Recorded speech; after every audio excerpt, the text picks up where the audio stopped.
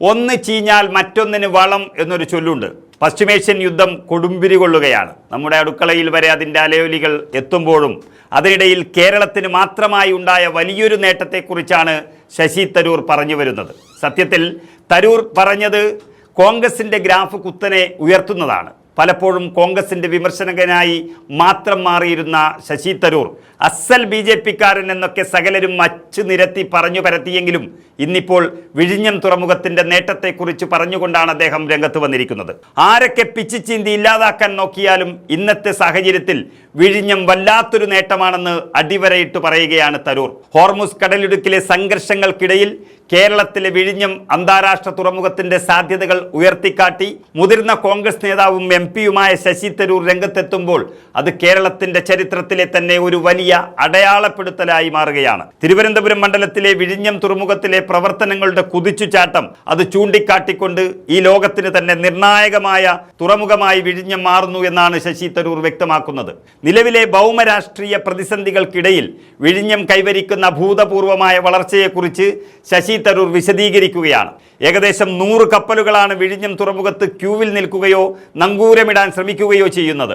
ഇത് ആഗോള സമുദ്ര ഗതാഗതത്തിലെ ഒരു വലിയ മാറ്റത്തിന്റെ സൂചനയാണ്. ഹോർമൂസ് കടലിടുക്ക് പ്രതിസന്ധി ആഗോള ഷിപ്പിംഗ് കണ്ണുകളെ തൻ്റെ മണ്ഡലത്തിലേക്ക് തിരിച്ചു എന്ന് ശശി തരൂർ എക്സിൽ കുറിച്ചിരിക്കുന്നു. വിഴിഞ്ഞം ഇപ്പോൾ ഇന്ത്യയുടെ അഭിമാനം മാത്രമല്ല, മറിച്ച് ആഗോളതലത്തിൽ ഒരു അനിവാര്യതയായി മാറിയിരിക്കുന്നു.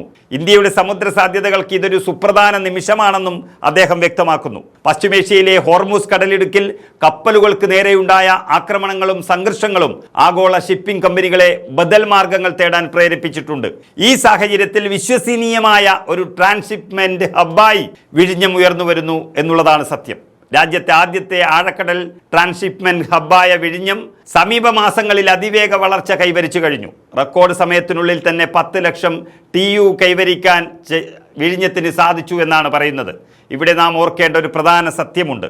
ഇന്ന് വിഴിഞ്ഞത്തിൻ്റെ നേട്ടം ആഘോഷിക്കുന്ന പലരും ഒരു കാലത്ത് ഈ പദ്ധതിയെ അഴിമതിയെന്നും കടൽ കൊള്ളയെന്നും വിളിച്ചാക്ഷേപിച്ചവരാണ്. എന്നാൽ അന്നത്തെ കോൺഗ്രസ് മുഖ്യമന്ത്രിയായിരുന്ന ഉമ്മൻചാണ്ടിയുടെ നിശ്ചയദാർഢ്യമാണ് വിഴിഞ്ഞത്തെ ഇന്നത്തെ ഈ നിലയിലേക്ക് എത്തിച്ചത്. ഉമ്മൻചാണ്ടി എന്ന വികസന നായകൻ്റെ ഇച്ഛാശക്തിയെ പിച്ചിച്ചീന്താൻ നോക്കിയവർക്ക് കാലം നൽകിയ മറുപടിയാണ് വിഴിഞ്ഞത്തെ ഈ തിരക്ക്. കോൺഗ്രസ് ഭരണകാലത്ത് വിഭാവനം ചെയ്ത പദ്ധതികൾ ഇന്ന് ഈ നാടിന് ഗുണകരമാകുമ്പോൾ അതാ പാർട്ടിയുടെ ദീർഘവീക്ഷണത്തിൻ്റെ വിജയമാണ്. കപ്പലുകളുടെ തിരക്ക് കണക്കിലെടുത്ത് 2ാം ഘട്ട വികസനം അതിവേഗം പുരോഗമിക്കുകയാണിപ്പോൾ.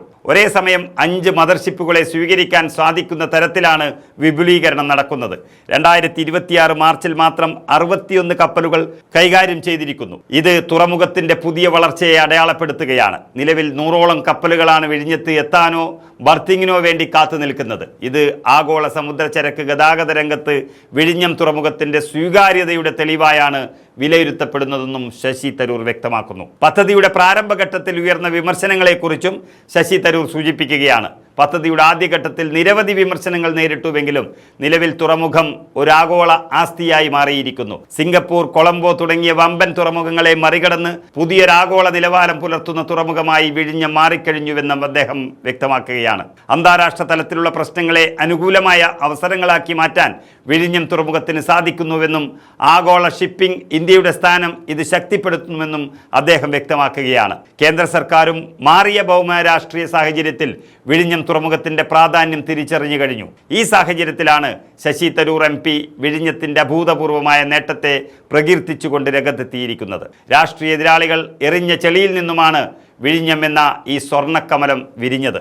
തരൂറിൻ്റെ വാക്കുകൾ ഇന്ന് കോൺഗ്രസ് പ്രവർത്തകർക്ക് വലിയ ആവേശമാണ് നൽകുന്നത്. കാരണം ഇത് വികസനത്തിൻ്റെയും അതിലുപരി ഉമ്മൻചാണ്ടി എന്ന മഹാനായ ഭരണാധികാരി നട്ടുവളർത്തിയൊരു സ്വപ്നത്തിൻ്റെയും സാക്ഷാത്കാരമാണ്. വിഴിഞ്ഞം ഇന്ന് കേരളത്തിൻ്റെ വികസന മാതൃകയായി ലോകത്തിന് മുന്നിൽ തലയുയർത്തി നിൽക്കുന്നു.